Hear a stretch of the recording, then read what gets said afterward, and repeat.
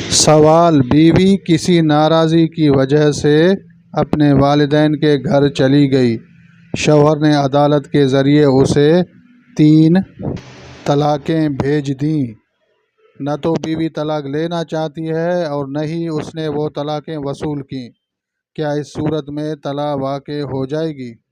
گرامی قدر، اگر شوہر نے کاغذ پر دستخط دے دیا جس کاغذ پر لکھا ہوا ہے کہ بیوی کو 3 طلاقیں، عدالت بھی شوہر کو کہے گا کہ آپ اس پر دستخط دو طلاقوں کے لیے۔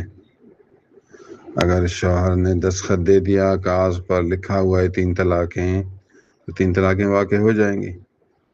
اگر اس نے دستخط کچھ نہیں دیا، عدالت نے اپنی طرف سے دے دیا، تو عدالت کی طلاق خلا کے حکم میں ہے، وہ طلاق بائنہ ہے، 3 طلاقیں نہیں ہوتی۔ عدالت جو خلا دیتی ہے تو وہ ہے طلاق بائنہ۔